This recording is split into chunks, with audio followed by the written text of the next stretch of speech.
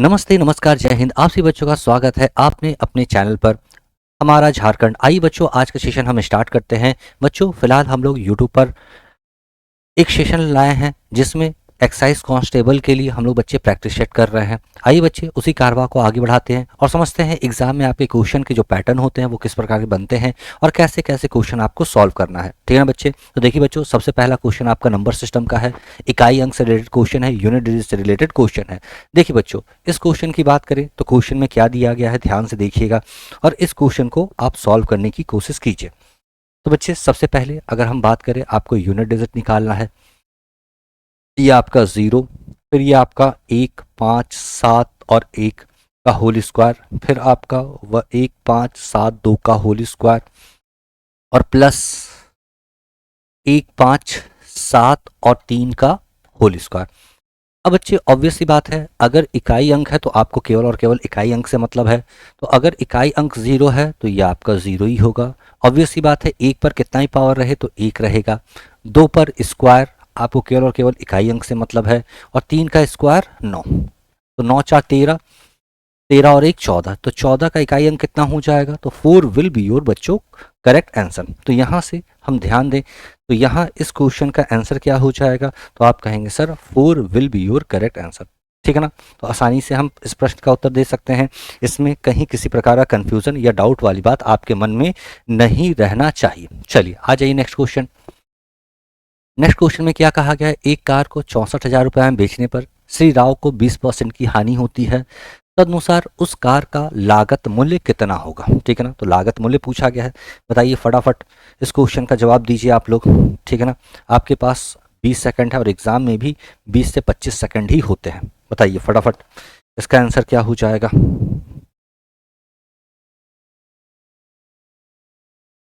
भाई यहाँ आपका एसपी दिया गया है और वो एसपी कितना दिया गया है? तो आप कहेंगे सर यह हमारा 64,000 दिया गया है। ठीक है ना?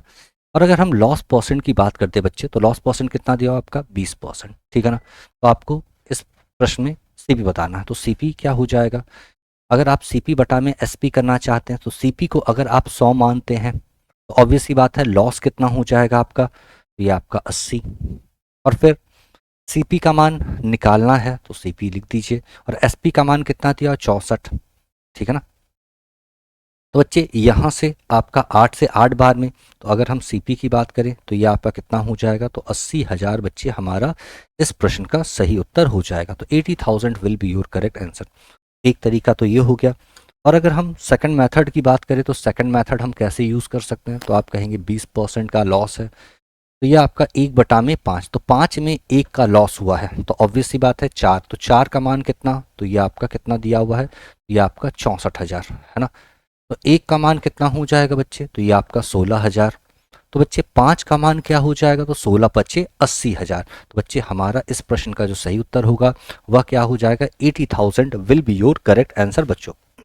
ठीक है ना? आसान सा तरीका है। तो मेथड 2 से बच्चे हम चीज़ों को आसानी से और बेहतर तरीके से सॉल्व कर पाएंगे। चलिए आ जाइए बच्चे नेक्स्ट क्वेश्चन पर आते हैं। नेक्स्ट क्वेश्चन में क्या कहा गया है? वर्ष 2008 में 31% कर्मचारियों ने कर भुगतान किया। ना कर देने वाले शेष कर्मचारी 20,700 से। तदनुसार कर्मचारियों की कुल संख्या कितनी थी? बताइए फटाफट। अच्छा क्वेश्चन है, फटाफट सॉल्व कीजिए। 30 सेकंड का समय है आपके पास। बताइए इस प्रश्न का उत्तर क्या हो जाएगा?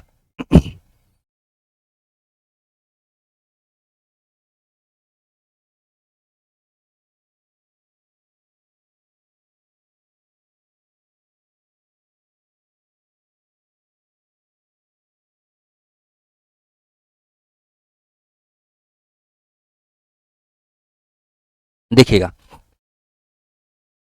अगर 100% लोग हैं, ठीक है ना, तो जो कर दिए हैं वह कितने हो जाएंगे और जो कर नहीं दिए हैं वह कितने हो जाएंगे? तो साफ साफ कहा गया है 31% लोगों ने कर नहीं दिया है, तो जो कर दिए होंगे बच्चे वह कितने परसेंट हो जाएंगे? तो वह आपका 69%। ठीक है ना? तो ये 69% का मान क्वेश्चन में कितना दिया हुआ है? 20700। ठीक है ना? तो 1% का मान क्या हो जाएगा? तो आप कहेंगे 300 के बराबर। ठीक है ना? एक का मान कितना? तो 300। तो बच्चे कुल संख्या का मान निकालना है, तो कुल संख्या क्या हो जाएगा, तो आप कहेंगे 100% बच्चे हमारा इस प्रश्न का उत्तर हो जाएगा, है ना। तो हमारा उत्तर क्या हो जाएगा, तो ये आपका 30,000 will be your correct answer बच्चों, ठीक है ना। तो इस प्रश्न का उत्तर क्या हो जाएगा, तो ये आपका 30,000 हमारा इस प्रश्न का सही उत्तर हो जाएगा। उम्मीद है आपको चीज़ें समझ में आई होंगी और कहीं किसी प्रकार का कन्फ्यूज़न या डाउट नहीं रहा होगा। आ जाइए नेक्स्ट क्वेश्चन। एक समान लंबाई की दो रेलगाड़ी समांतर पटरियों पर एक ही दिशा में क्रमशः 46 किलोमीटर पर घंटा और 36 किलोमीटर पर घंटे की गति से चल रही है। उसमें तेज गति वाली गाड़ी धीमी गति वाली गाड़ी को 36 सेकंड में पार कर लेती है। तदनुसार प्रत्येक रेलगाड़ी की लंबाई क्या होगी, बताइए फटाफट, आंसर बताइए फटाफट, आसान सा क्वेश्चन है। ये सारे बेसिक क्वेश्चन अक्सर एग्जाम में आप लोग को मिलता है। और अगर हम एक्साइज कांस्टेबल की बात करें, जो कि आप लोग का 12 लेवल पर वैकेंसी आई है, तो क्वेश्चन का लेवल बहुत ज़्यादा हार्ड नहीं रहता है। बेसिक कॉन्सेप्ट बच्चे अगर आपका क्लियर है तो आप चीज़ों को आसानी से सॉल्व कर सकते हैं, कहीं किसी प्रकार की दिक्कत या परेशानी आपको महसूस नहीं होगी। बताइए क्या आंसर हो जाएगा।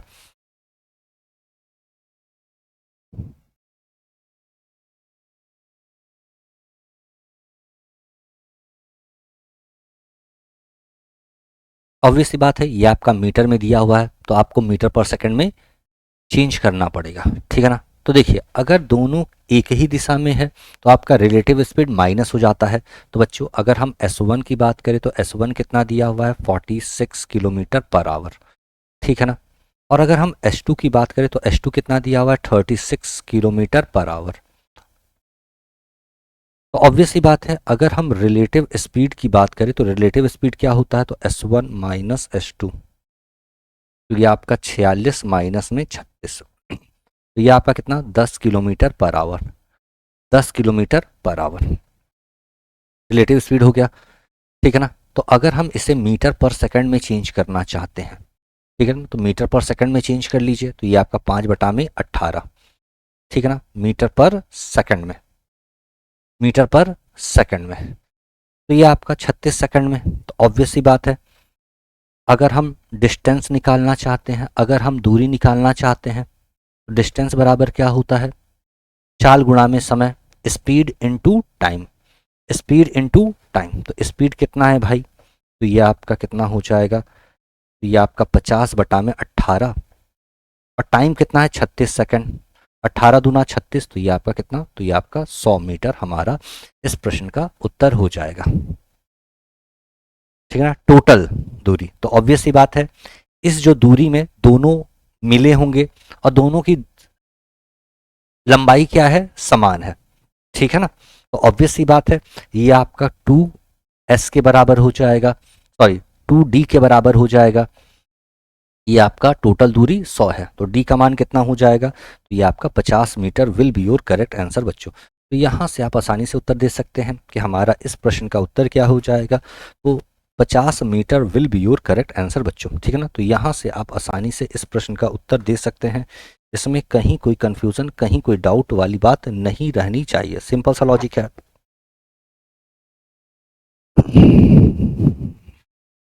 देखिएगा, निम्न में से कौन सा अपरिमेय संख्या है, तो अगर हम रेशनल और इरेशनल की बात करें, परिमेय संख्या और अपरिमेय संख्या की बात करें, तो सबसे पहले बच्चे परिमेय संख्या होता क्या है, देखिएगा अगर हम परिमेय संख्या की बात करें, ठीक है ना, तो अगर परिमेय संख्या की बात करें, परिमेय संख्या को अगर हम p/q के टर्म में लिख सकते हैं तो ये आपका परिमेय संख्या होगा, और अगर p/q में नहीं लिख सकते हैं तो वह आपका अपरिमेय संख्या होगा, वह आपका इर्रेशनल नंबर होगा। यह बात बच्चे आपको अच्छे से पता है, इसमें कहीं कोई कंफ्यूजन वाली बात नहीं है। क्या ये p/q पर है, बिल्कुल है। अगर हम पाई की बात करें तो पाई का जो एक्चुअल, देखिए पाई 22/7 होता है, ठीक है ना, लेकिन जो पाई का एक्चुअल वैल्यू होता है वो आपका 3.14, और वो आगे चलता जाता है, ठीक है ना, वो कभी ख़त्म नहीं होता है, ठीक है ना। जबकि 3.14 ये आगे जाके ख़त्म हो गया है, तो अगर 3.14 है बच्चे, तो इसको हम क्या लिख सकते हैं, 314/100 लिख सकते हैं, ठीक है ना। अब इसको सॉल्व करके p/q में लिख सकते हैं, ठीक है ना। उसी तरह अगर आपका 1.333 है ना, तो ये आपका 1.33 अगर है तो ये आपका बार हो जाएगा। तो इसे हम क्या लिख सकते हैं, ये आपका 3/9, ठीक है ना। तो ये आपका 3×3 = 9, तो ये आपका 4/3। तो इसे भी हम p/q के फॉर्म में लिख सकते हैं। इसका मतलब ये भी आपका रेशनल नंबर है, ये भी आपका रेशनल नंबर है। तो इर्रेशनल नंबर कौन सा है, तो ये आपका पाई है ना। पाई को हम p/q के फॉर्मूले से, अब देखिए आप पढ़ते आ रहे हैं कि पाई का वैल्यू जो होता है वो 22/7 होता है, लेकिन ये एक्चुअल वैल्यू नहीं होता है। उसी तरह 3.14 जो है बच्चे, वो आपका एक्चुअल वैल्यू नहीं होता है। जो एक्चुअल वैल्यू होता है वो आपका 3.14 के आगे काफ़ी चलता जाएगा और ये कभी ख़त्म नहीं होगा, ठीक है ना। ये कभी ख़त्म नहीं होगा। अगर रिपीटिंग रहता तब तो कोई दिक्कत नहीं है, लेकिन ना तो ये रिपीटिंग होगा, ठीक है ना, और ना तो ये टर्मिनेट होगा। तो यहाँ से बच्चे आप आसानी से कह सकते हैं कि हमारा इस प्रश्न का जो सही उत्तर होगा वह क्या हो जाएगा, पाई। आ जाइए नेक्स्ट क्वेश्चन में। निम्न में से कौन सी परिमेय संख्या है। अब तो आप देख के बता देंगे, फटाफट बताइए, फटाफट बता दीजिए इसका आंसर क्या होगा। निम्न में से कौन सा परिमेय संख्या है। परिमेय संख्या का मतलब क्या है, जिसे हम p/q के फॉर्म में लिख सकते हैं। देखिएगा, अगर हम कहें क्या 12 आपका परिमेय संख्या है क्या, तो आप कहेंगे हाँ सर 12/1 तो लिख सकते हैं ना। तो 12/1 अगर हम लिख सकते हैं तो यह आपका परिमेय संख्या हो जाएगी। बात समझ में आई है। तो यह आपका परिमेय संख्या होगा। तो अगर अगर हम पूछें √x आपका परिमेय संख्या है या अपरिमेय संख्या, अगर इसका रूट निकाला जा सकता है तो वह आपका परिमेय संख्या होगा, लेकिन अगर रूट सॉल्व नहीं होगा तो वह आपका अपरिमेय संख्या होगा। ये बात आपको ध्यान रखना है। जैसे अगर √4 को हम क्या लिख सकते हैं, 2 लिख सकते हैं। √3 यह आपका अपरिमेय संख्या है, यह भी आपका अपरिमेय संख्या होगा, और यह भी आपका अपरिमेय संख्या होगा, ठीक है ना। क्योंकि √3 जो है आपका इर्रेशनल नंबर है। यह आपका क्या है ये आपका इर्रेशनल नंबर है। तो ऑब्वियस सी बात है, ये तीनों आपका कैंसिल आउट हो गया, तो आपका आंसर क्या हो जाएगा, तो A will be your correct answer बच्चों। तो यहाँ से आप आसानी से उत्तर दे सकते हैं, इसमें कहीं किसी प्रकार की दिक्कत परेशानी नहीं है, ठीक है ना। चलिए आ जाइए नेक्स्ट क्वेश्चन, फटाफट सॉल्व करके बताइए इसका आंसर क्या आ रहा है। आसान सा क्वेश्चन है।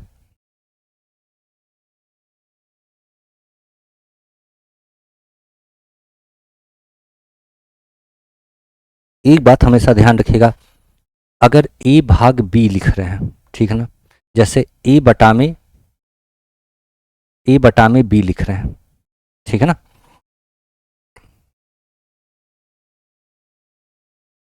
तो ये आपका ऑब्वियस सी बात है।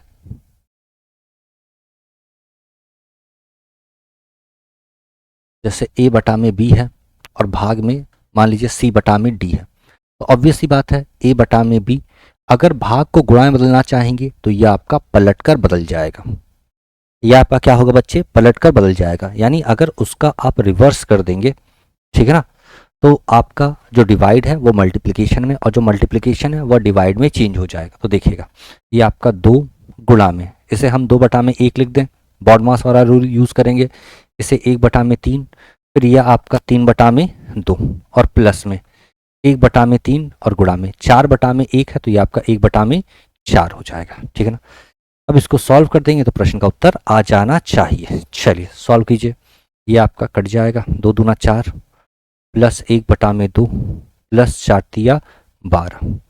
तो अगर हम 12 एलसीएम ले लें, ठीक है ना, अगर 12 एलसीएम ले लें, 12×4 = 48, प्लस ये आपका 6 और प्लस 1, ठीक है ना। तो ये आपका कितना हो जाएगा, 55/12। तो 12×4 = 48, 7/12, ठीक है ना। तो यहाँ से हमारा इस प्रश्न का जो सही उत्तर हो जाएगा वह हमारा डी ऑप्शन हो जाएगा। आसान सा क्वेश्चन है, इसमें कहीं कोई कंफ्यूजन, कहीं कोई डाउट वाली बात आपके मन में नहीं रहना चाहिए। तो एकदम सिंपल तरीका है, आसानी से आप चीज़ों को सॉल्व करते हैं। देखिएगा, नेक्स्ट क्वेश्चन पर आ जाइए।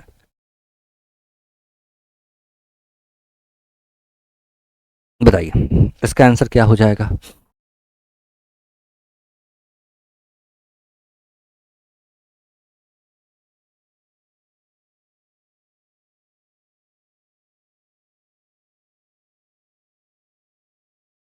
आसान सा क्वेश्चन है, छोटे छोटे क्वेश्चन है, लेकिन अक्सर आपके एग्जाम में इस प्रकार के क्वेश्चन बन जाते हैं। तो अगर चीज़ों को बच्चे सही से समझ के रखेंगे तो आसानी से कर पाएंगे, फिर आपको कहीं किसी प्रकार की दिक्कत परेशानी महसूस नहीं होगी। ठीक है ना।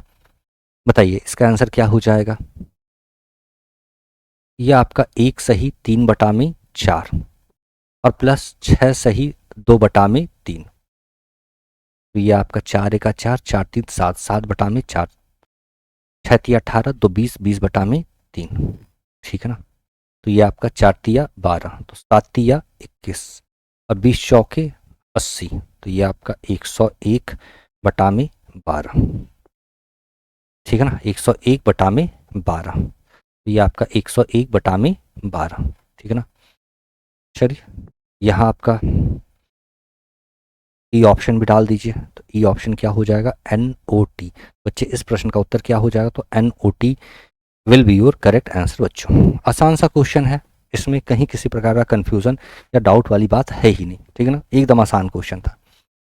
अब इसका मान बता दीजिए। ये आपका पॉइंट दिया हुआ है, बता दीजिए फटाफट। दिया हुआ x/√/0.09 = 12। तो आपसे क्या पूछा गया है कि x का मान क्या होगा। ठीक है ना, यह आसान सा क्वेश्चन पूछा गया है कि x का मान क्या होगा। तो x का मान बच्चे आपको निकालना है यहाँ पर। तो देखिएगा ये आपका क्या 0.3 के बराबर होगा। ठीक है ना, और ये आपका 12 के बराबर, 12×3 = 36, तो 3.6।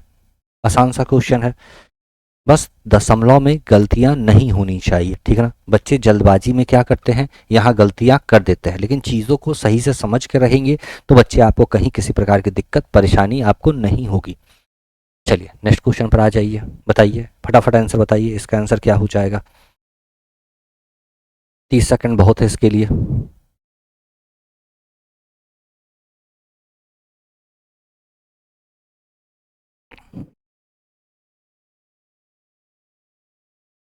क्या आंसर आ रहा है, ABCD। मैथ्स बच्चे ऐसा सब्जेक्ट है, जब तक आप खुद से प्रैक्टिस नहीं करेंगे तब तक चीज़ें आप नहीं कर पाएंगे, है ना। तो प्रैक्टिस आपको सही से करना है, जिससे आपको कहीं किसी प्रकार की दिक्कत परेशानी महसूस ना हो। ठीक है ना। देखिए बच्चों, ये आपका क्या दिया हुआ, 3:2/3, माइनस में 3:1/6 प्लस 16/9 दिया हुआ है। सबसे पहले इसको अगर हम सॉल्व करें, 3 × 3 = 9, तो 11, 11/3, 6 × 3 = 18, 19/6 प्लस 16/9।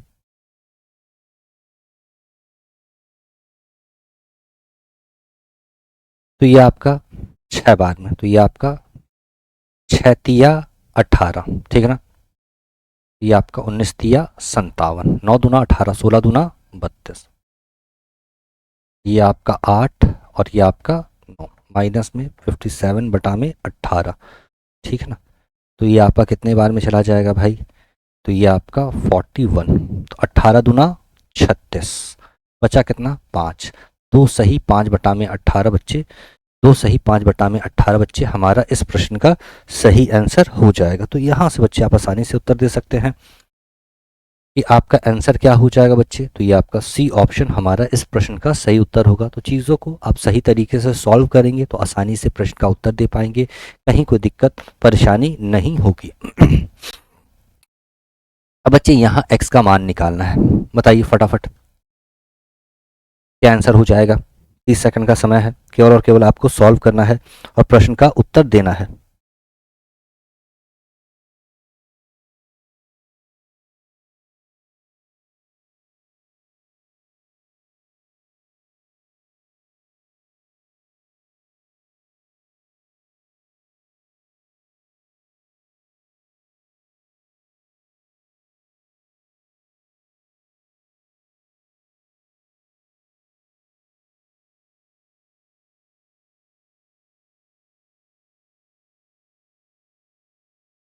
तो ये आपका 6×2 = 12, 2×4 = 5, 252 प्लस 125 और बटा में 126। ठीक है ना, अब यहाँ पर एलसीएम ले लीजिए।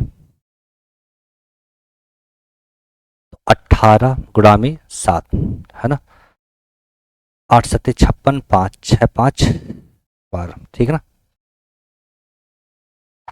तो इसका एलसीएम भी कितना हो जाएगा, तो ये आपका 126, ये आपका कितना, ये आपका 126। तो 21 से कटेगा, तो 21 से 5, 5 दूना 10, 105। ये आपका कितने बार में, 18, 18 25 90, ठीक है ना। और फिर ये आपका 7 दूना 14, 14 चौके 56, ठीक है ना। तो ये आपका कितना आ जाएगा, 7 7 377 बटा में 126, ठीक है ना। इसको इधर लेकर जाइए, एक्स का वैल्यू क्या आ जाएगा, 377 बटा में 126, और माइनस में सबको जोड़ दीजिए, 6 5 11, 1 9 5 14 और 1 15, 1 1 और 1 2, 251 बटा में 126, घटा दीजिए, आपका 6, ये आपका 2, ये आपका 1, 126 बटा में 126। आपका उत्तर क्या हो जाएगा, 1 will be your correct answer बच्चों, है ना। केवल और केवल सिंप्लीफाई करना था और फिर प्रश्न का उत्तर आसानी से अपने आप आ जाएगा। बात समझ में आया है। तो जनरली ऐसे क्वेश्चन आपके एग्जाम में, एक्साइज कांस्टेबल झारखंड में ऐसे क्वेश्चन बच्चे काफ़ी पूछे जाते हैं। बात समझ में आया है ना। तो यहाँ से बच्चे आप आसानी से चीज़ों को सॉल्व कर सकते हैं, कहीं कोई दिक्कत वाली बात नहीं है। इसका मान आपसे पूछा गया है, बताइए इसका मान क्या हो जाएगा, ठीक है ना। फटाफट 1.414 है, या फिर 4.141 है, या 1.732 है, या फिर ये आपका 2 आंसर आ जाएगा। बताइए फटाफट बताइए इसका आंसर क्या हो जाएगा। 30 सेकंड है आपके पास, फटाफट सॉल्व कीजिए। बेसिकली ये आपका सिंप्लीफिकेशन का क्वेश्चन है। अगर सिंप्लीफिकेशन का क्वेश्चन आ जाता है तो उस क्वेश्चन को आप कैसे डील करेंगे, है ना, इस बात की समझ होनी चाहिए। तो देखिएगा ये आपका रूट में 32, माइनस में रूट में 128 और प्लस में रूट में 50, ठीक है ना। अगर हम 32 देखें तो 32 को हम क्या लिख सकते हैं भाई, तो ये आपका 16 दूना 32 कर लिए होंगे, ठीक है। 128 को क्या लिख सकते हैं भाई, तो ये आपका 64 गुणा में 2, और 25 को क्या लिख सकते, सॉरी 50 को क्या लिख सकते हैं, 25 गुणा में 2 लिख सकते हैं ना। अब देखिए बच्चे, 16 को बाहर निकालिए तो 4 रूट 2, माइनस में 8 8 64, 8 रूट 2, और प्लस में 25 को बाहर निकाली तो 5 रूट 2, तो 5 4 9, 9 रूट 2, और माइनस में 8 रूट 2। तो ओवरऑल आपका रूट 2 आंसर आ गया। तो रूट 2 का मान क्या होता है, 1.414 will be your correct answer. तो आपका ए ऑप्शन हमारा इस प्रश्न का सही उत्तर हो जाएगा।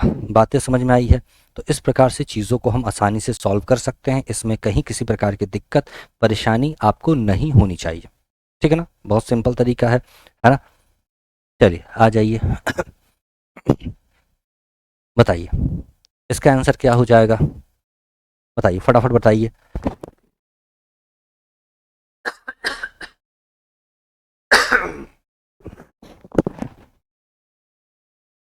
30 सेकंड का टाइम है।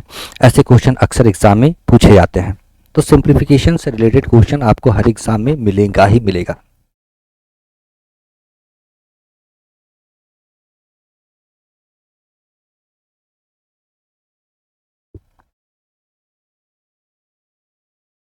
देखिएगा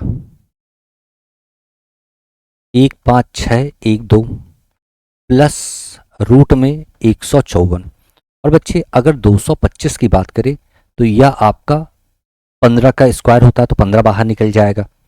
अब यहाँ पर आपका फिर क्या बचेगा, 1 5 6 1 2, और प्लस में ये आपका अंडर रूट में 169। तो अगर 169 की बात करें, है ना, तो 169 बच्चे 13 का स्क्वायर होता है ना। तो ये आपका 15612 प्लस 13, ठीक है ना। भाई 13 जोड़ दीजिए, तो ये आपका 15625, ठीक है ना।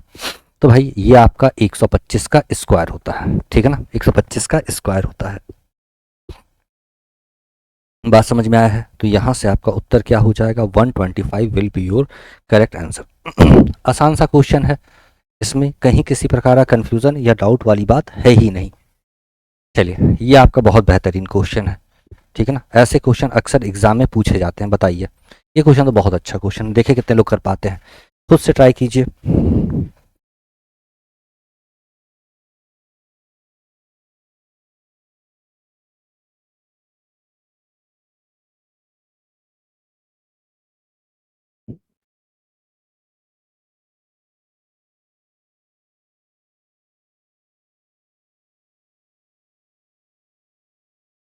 दोनों का मौसा निकालना है, आपको एचसीएफ निकालना है। आपसे क्या पूछा गया है, बताइए इसका एचसीएफ क्या हो जाएगा। ठीक है ना, आपसे इसका एचसीएफ पूछा गया है। देखिएगा, अगर हम एचसीएफ निकालना चाहें तो एचसीएफ का मतलब क्या होता है, highest common factor. Highest common factor यानी उस फैक्टर में जो फैक्टर आपका हाईएस्ट हो, है ना। हाईएस्ट कॉमन फैक्टर, जो कॉमन फैक्टर हाईएस्ट हो वही हमारा आंसर होगा। देखिएगा, जैसे यह आपका 2 का पावर 3, 3 का पावर 2 और 5 का पावर 4। और दूसरा क्या है, 2 का पावर 2, 3 का पावर 2 और 5 और गुणा में 1। अब देखिए बच्चे, यहाँ हम आपको एलसीएम और एचसीएफ दोनों निकाल के दिखा रहे हैं ताकि आपको चीज़ें क्लियर हो जाए और फिर कहीं किसी प्रकार का दिक्कत या परेशानी आपको महसूस ना हो। बात समझ में आया है ना। तो हम आपको दोनों प्रोसेस दिखाएंगे, ठीक है ना। हम आपको एलसीएम भी यहाँ पर निकाल कर दिखाएंगे, लोएस्ट कॉमन फैक्टर जिसे हम कहते हैं। ठीक है ना, देखिएगा, अगर आपको एचसीएफ चाहिए तो जो दोनों में कॉमन है केवल उसको लिख दीजिए। आप देख रहे हैं 2 यहाँ पर है, 2 यहाँ पर है, बिल्कुल है। 3 यहाँ पर है, 3 यहाँ पर है, बिल्कुल है। 5 यहाँ पर है, 5 यहाँ पर है, यहाँ पर है, ठीक। अब बच्चे 11 को लिखने की आवश्यकता नहीं है क्योंकि 11 जो है ऊपर वाले टर्म में नहीं है। ठीक है ना। अब जो लोएस्ट फैक्टर है उसको लिख दीजिए। ऑब्वियस सी बात है, 2 का लोएस्ट फैक्टर क्या है, तो ये आपका 2। 3 का लोएस्ट फैक्टर कितना है, तो 2। 5 का लोएस्ट फैक्टर कितना है, तो 1। बात समझ में आया है। इसी प्रकार से चीज़ों को हम सॉल्व करते हुए नजर आएंगे। तो ये आपका कितना हो जाएगा, 4, 9 और 5। 5 चौके 20, 20 नौवा 180। तो हमारा आंसर क्या हो जाएगा तो 180 हमारा इस प्रश्न का उत्तर हो जाएगा। तो हम कह सकते हैं यहाँ हमारा एचसीएफ क्या हो जाएगा, तो 180 हो जाएगा। ठीक है ना। अब बच्चे, अगर आप एलसीएम निकालना चाहते तो यहाँ हम एलसीएम निकालना चाहते हैं तो एलसीएम में सबको लेना है। एलसीएम का क्या मतलब है, हम सबको लेकर चलेंगे, किसी को नहीं छोड़ेंगे भैया, सबको लेकर चलेंगे। तो चलिए सबको लेकर चलिए।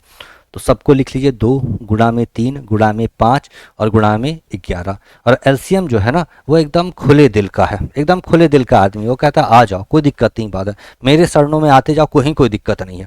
ठीक है ना। तो वो अधिक से अधिक लोगों को रखता है। ठीक है ना। लेकिन एचसीएफ जो है बच्चे वो कंजूस है, वो कम से कम लोग को रखता है।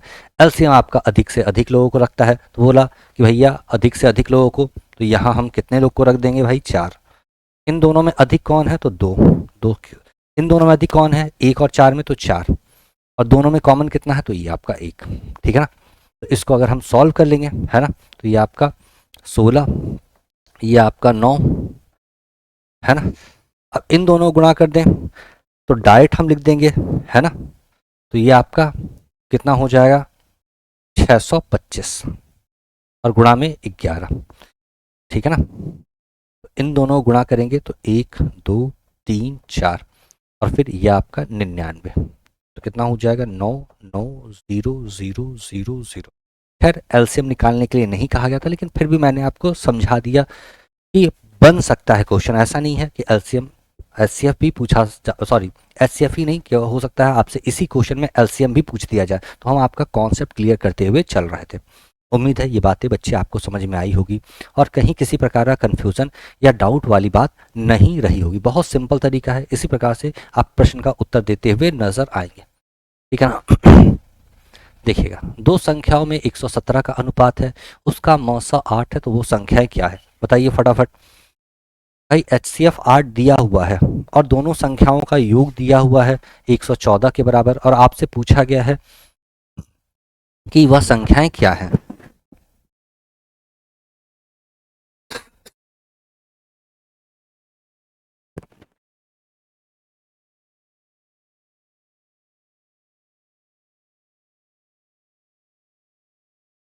इसका दो तरीका होगा। ठीक है ना। एक तो आप बेसिक तरीके से कर ही सकते हैं, ठीक है ना, उसमें कहीं कोई दिक्कत वाली बात नहीं है। और दूसरा तरीका हमारा क्या हो जाएगा, हमारा ऑप्शन वाला मेथड भी यहाँ पर बच्चे काम आएगा। बातें समझ में आई है ना। देखिएगा, अगर हम यहाँ HCF की बात करें तो आपका जो HCF है वह कितना दिया हुआ है, 8 दिया हुआ है। और HCF का मतलब होता है जो दोनों फैक्टर में कॉमन हो, यानी अगर हम पहली संख्या की बात करें, अगर हम पहली संख्या की बात करें, आपकी जो पहली संख्या रही होगी वह क्या रही होगी भाई, पहली संख्या आपकी 8A रही होगी। और अगर दूसरी संख्या की हम बात कर दें तो आपकी दूसरी संख्या क्या रही होगी, तो ये आपका 8B रहा होगा। और दोनों का योग 8A प्लस 8B या कितना, तो 117। ठीक है ना।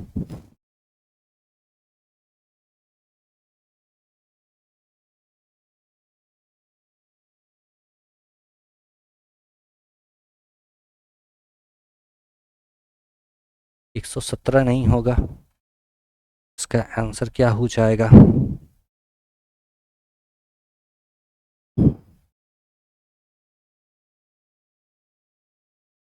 ऑब्वियसली बात है 117 आपका कटने वाली संख्या तो है नहीं, है ना।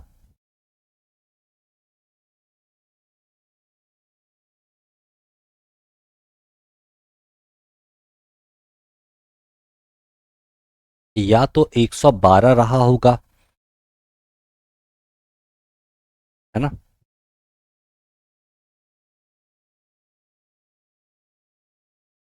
या तो 120 रहा होगा। देखते हैं, थोड़ा सा इसको ऐड कर लेते हैं। बात है 14, 8 5 13 14, 144। ठीक है। अच्छा, ये तीनों तो 8 का मल्टीपल है ही नहीं, ऑब्वियस सी बात है ना। ठीक है, तो ये आप 144 कर लीजिए। यहाँ पर बच्चे थोड़ा सा टाइपिंग मिस्टेक हो गया है, ठीक है ना।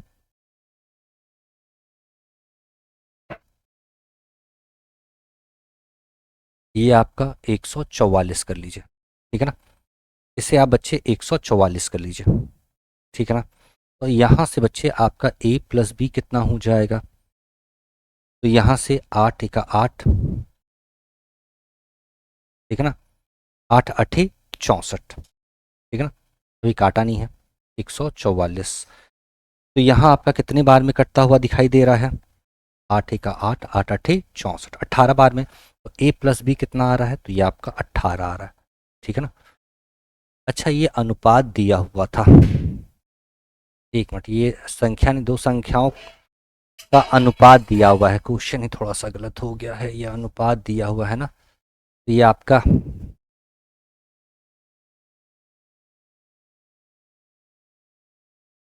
अनुपात दिया हुआ है, क्वेश्चन ही बच्चे गलत है, जाने दीजिए कोई बात नहीं, है ना। अच्छा, ये 11 और 7 का अनुपात दिया हुआ है, इसीलिए ये चीज़ें गलती हो, ठीक है, चलिए कोई बात नहीं, ठीक है ना। ये 11 और 7 का अनुपात दिया हुआ है, यहाँ अनुपात छूट गया था, देखिएगा। ये आपका 8A प्लस बी बराबर कितना है, ठीक है ना। ऑब्वियस सी बात है, ये आपका 8 और गुणा में पहली संख्या क्या हो जाएगी, 11, और दूसरी संख्या क्या हो जाएगी, ये आपका 8 इंटू 11 और ये आपका 8 इंटू 7। ये आसान क्वेश्चन हो गया। तो ये आपका 88 और फिर ये आपका 56, ठीक है ना। यहाँ अनुपात दिया हुआ है, ऑब्वियस सी बात है, ये अनुपात छूट गया था, इसलिए थोड़ा सा हमें कन्फ्यूज़न क्रिएट हो रहा था, लेकिन कहीं कोई कन्फ्यूज़न वाली बात नहीं है। ऑब्वियस सी बात है, यहाँ आंसर वही होगा जो 8 से कटेगा। क्या ये 8 से कट रहा है, नहीं कट रहा है। क्या ये 8 से कट रहा है, नहीं कट रहा है। क्या ये 8 से कट रहा है, क्या नहीं कट रहा है। अगर HCF है तो दोनों में कॉमन होगा, इसका मतलब ये तीन तो हो नहीं सकता। तो यहाँ से आपका आंसर क्या हो जाएगा, तो A option will be your correct answer. ऐसे भी हम आसानी से प्रश्न का उत्तर दे सकते हैं, केवल ऑप्शन हम देखते और प्रश्न का आंसर बच्चे आसानी से दे पाते। बातें समझ में आई है ना, ठीक है ना। तो ये आपका 11:7 है, तो यहाँ अनुपात मिसिंग था, इसलिए थोड़ा सा कन्फ्यूज़न क्रिएट हो रहा था। उम्मीद है ये चीज़ें बच्चे आपको समझ में आई होगी और कहीं किसी प्रकार का कन्फ्यूज़न या डाउट नहीं होगा। तो अगर हम एक्साइज कांस्टेबल की बात करें, झारखंड में जो एग्ज़ाम होता है उसमें मैथ्स आपका काफ़ी आसान लेवल का होता है, बहुत ज़्यादा हार्ड नहीं होता है। अगर आप सही से पढ़ लेंगे तो आपको कहीं किसी प्रकार की दिक्कत परेशानी नहीं होगी। चलिए बच्चों, आज का सेशन हम यहीं पर समाप्त करते हैं, इसी उम्मीद के साथ कि चीज़ें आपको समझ में आई होगी और कहीं किसी प्रकार का कन्फ्यूज़न या डाउट नहीं रहा होगा। फिर मिलते हैं, तब तक के लिए नमस्कार, जय हिंद, लव यू ऑल बच्चे।